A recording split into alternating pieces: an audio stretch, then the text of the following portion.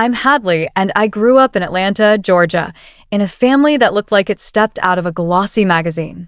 On the outside, we had it all: big house, fancy cars, and a chain of boutique hotels that made everyone think we were living the American dream. But inside, it was a different story. My parents always had a favorite, and it wasn't me. My younger brother, Lucas, got everything handed to him: private schools, shiny SUVs, even a penthouse apartment when he barely worked a day in his life. Me? I was the one told to figure it out. Always did. I fought for every scrap I got. Worked 2 jobs through college, graduated with honors in finance, and clawed my way into a solid career as a financial planner. I thought if I proved myself, they'd see me. But no matter how many late nights I pulled or how many deals I closed, I was invisible to them. The only person who ever really saw me was my grandfather. He was the one who built our family's wealth, a retired investment banker who made smart real estate moves long before I was born. He set up a trust fund, $5 million, meant to be split between me and Lucas when we came of age. He was fair, kind, and the only one who didn't play favorites. One morning, everything changed. I was packing for a big business trip to Chicago, a chance to pitch to a major client that could have boosted my career. My phone rang, and it was my mom. Her voice was shaky, like she'd been crying. "Hadley, honey, it's your grandfather," she said, barely holding it together. "He's had a bad fall. We need you here." My heart dropped. My grandfather meant the world to me. He'd been my rock, the one who cheered me on when no one else did. Without a second thought, I canceled my flight, rescheduled my meetings, and rushed to his house in Buckhead, my stomach in knots. When I walked through his door, I froze. There he was, sitting in his favorite leather armchair, reading a newspaper, looking as healthy as ever. No bruises, no bandages, just a cup of coffee in his hand. He looked up, confused. "Hadley, what are you doing here?" he asked, setting the paper down. I blinked, trying to process. "Mom called. She said you fell, that you were hurt bad." His face darkened, and he leaned forward, rubbing his temples. "She told you that?" he said, his voice low. My chest tightened. Something was wrong. Really wrong, I stammered. "What's going on?" He sighed, heavy, like he was carrying a weight he'd held for years. "She asked me to lie, Hadley. Said it'd keep things peaceful if you stayed behind. I told her no, I wouldn't do that to you." My knees felt weak. My own mom had made up a story about my grandfather's health just to keep me from what? I sank into the couch, my mind racing. "She said it was a family vacation," I whispered. "The Bahamas. I thought we were all going." His eyes softened, sad and angry at once. "They never meant to take you, sweetheart." My phone buzzed in my pocket. I pulled it out, hands trembling, and opened Instagram. There it was, a photo of my entire family on a white sand beach, all smiles, holding cocktails. My parents, Lucas, aunts, uncles, cousins. Everyone but me. Lucas had posted it, his caption smug: "Nothing beats family time in paradise." My breath caught in my throat. I was supposed to be there, laughing with them, part of the picture. Instead, they'd lied, used my grandfather's name to trick me. The betrayal cut deep, like a blade twisting in my chest. I gripped my phone so hard my knuckles turned white, fighting back tears. They thought I'd just take it like always. But this time, they were wrong. That night, I couldn't sleep. I sat on my grandfather's couch, the glow of my phone lighting up the dark living room as I scrolled through those Bahamas photos again. Each one hurt more than the last. My mom's arm around Lucas, my dad raising a glass, everyone laughing like they didn't have a care in the world. They'd planned this behind my back, used my grandfather's name to keep me away, and left me thinking I was saving him while they partied. My hands shook as I zoomed in on Lucas's smug grin. How could they do this? My grandfather sat beside me, his face etched with worry. "Hadley," he said, his voice steady but heavy, "there's something you need to know." My heart pounded as he reached into his desk and pulled out a thick folder, handing it to me. "This is everything I've been tracking," he said. I hesitated, my fingers hovering over the cover. Whatever was inside, I knew it would change everything. I opened it, and my world tilted.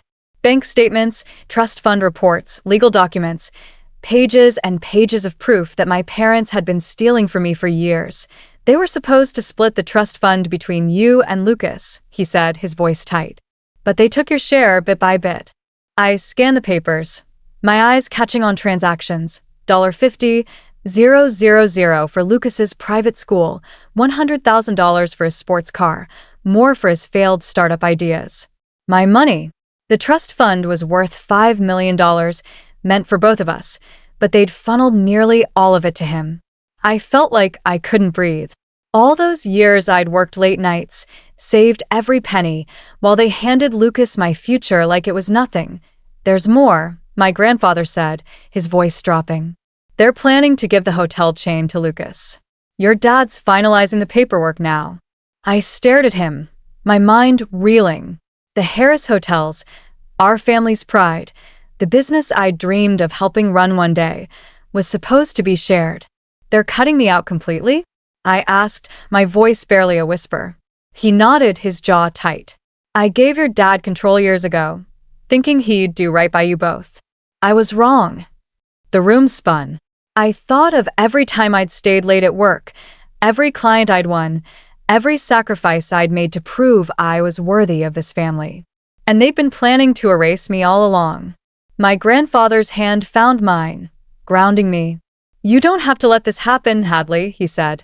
You're stronger than they think.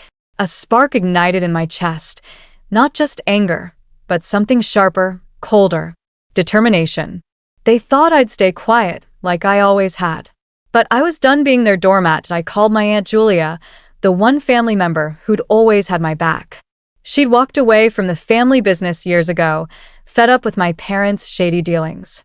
A corporate attorney with a sharp mind and sharper tongue, she was the kind of person who didn't take nonsense. When she arrived, she took one look at the folder and nodded. This is fraud, Hadley, she said, flipping through the papers. They've been siphoning your inheritance, and if they're moving money to offshore accounts, they're planning to disappear, probably to the Caribbean. My blood ran cold. They weren't just stealing, they were planning to vanish with what was left. We can stop them, Julia said, her eyes fierce. But we need to act fast. I nodded, my mind racing. For years, I'd swallowed my pain, hoping my parents would see me as their daughter, not just the one they could ignore. But now, I saw them for who they were, people who'd rather destroy me than share what was rightfully mine. What's our first move? I asked. Julia leaned forward, a glint in her eye. We hit them where it hurts, their reputation. I felt a smile tug at my lips. My parents lived for their perfect image. If we tore that down, they'd have nowhere to hide. The next morning, I sat with Aunt Julia and my grandfather, my phone in hand, ready to light a match under my parents' perfect facade. They'd built their lives on looking flawless, successful hoteliers, doting parents, pillars of Atlanta's elite. But it was all a lie, and I was done letting them hide behind it. I opened Instagram, my fingers hovering over the keyboard. Lucas's latest post stared back at me, him on a yacht, drink in hand, with the caption, "Living the dream with family." My stomach twisted. That dream was built on my stolen future, I typed, my hands steady despite the anger burning in my chest. Funny how my parents lied about my grandfather's health to keep me from our family vacation. Funnier still how they took my $5 million trust fund and the Harris Hotels, meant for me and Lucas, and gave it all to him. They thought I'd never find out. I hit post and held my breath. Within minutes, the notifications exploded. Likes, comments, shares. Friends, distant cousins, even my parents' business partners were stunned, flooding the post with questions. Is this true? What's going on with Harris Hotels? The truth was out, and it was spreading like wildfire. My phone rang almost immediately.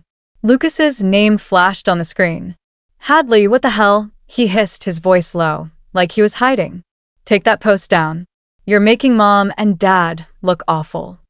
I let the silence stretch, letting him squirm. Awful, I said, my voice calm but sharp. They lied to me, Lucas. They stole my money, my future. And you went along with it. He sputtered. You don't get it. It's complicated. No, I shot back. It's simple. You took what was mine. Next was my mom. Her voice was ice cold. Hadley, delete that post. You're embarrassing us. I laughed, bitter and raw. Embarrassing you? You faked grandfather's injury, gave Lucas my inheritance, and planned to hand him the business. You embarrassed yourself. She huffed. We did what was best for the family. Lucas was ready for that money, not you. Her words stung, but I was done letting them hurt me. You're wrong, I said. And you'll see how wrong soon enough. By evening, the fallout was unstoppable. Reporters called, sniffing around Harris Hotel's finances. Employees, long silenced, started sharing stories of unpaid wages and sketchy deals. My grandfather made calls to old business contacts, and investors began pulling back, spooked by the scandal. Aunt Julia and I filed legal papers to freeze the hotel chain's transfer to Lucas. The paperwork wasn't finalized, but it was close, too close. If we could prove fraud, we could stop it cold. That night, my grandfather handed me one last document, his eyes steady. This is the original contract I signed with your dad, he said. It gave him control of Harris Hotels, but there's a clause nobody noticed. I read it, my heart racing. It stated that if dishonesty or misconduct was proven, control could be revoked. This was our ace, the key to dismantling their plan. I looked up, a fire in my chest. We've got them, I said. Julia nodded, her smile fierce. Let's finish this. The next morning, I walked into the Harris Hotel's downtown office, my grandfather's contract tucked under my arm. My heart pounded, but my steps were steady. For years, I'd felt like an outsider in my own family, but today, I was taking back what was mine. I pushed open the door to my dad's corner office. He and my mom were there, frantically shoving papers into a shredder. They froze when they saw me. My dad's face turned crimson. You don't belong here, Hadley, he snapped. I held up the contract, my voice calm. Actually, I do. His eyes narrowed, but I saw a flicker of fear. I stepped forward. You missed something in this contract, Dad. The clause that says if you're caught lying or stealing, you lose everything. He snatched the paper, scanning it, his jaw tightening with every line. My mom gripped the desk, her face pale. Hadley, let's talk about this, she said, her voice shaky. Talk, I said, raising an eyebrow. Where was the talking when you gave Lucas my trust fund? When you planned to hand him the business? Lucas burst in, red-faced and panting. You're destroying everything, Hadley. Why can't you just let it go? I turned to him, my voice steady. Let it go? You lived off my money, Lucas. You took my future, and you didn't even blink. He threw up his hands. You're just bitter. I stepped closer, my eyes locked on his. Bitter? No. I'm done letting you all walk over me. The office doors swung open again. 2 federal agents stepped in, followed by Aunt Julia and my grandfather. My dad's face drained of color. What is this? He shouted. One agent, a tall woman in a sharp suit, spoke up. Mr. Harris, we have evidence of financial fraud and offshore transfers. You and your wife are under arrest. My mom gasped, clutching my dad's arm. Do something, she hissed. But he was frozen, the contract still in his hand. I pulled out another folder, bank records, trust fund statements, proof of every dollar they'd stolen. This, I said, shows you took $5 million that was mine. My dad's eyes burned with rage. You think you've won? He spat. I met his gaze, unflinching. I'm not trying to win. I'm taking back what's mine. Lucas stared at me, his mouth open, finally realizing the game was over. As the agents cuffed my parents, I felt a weight lift. For the first time, I wasn't the invisible daughter.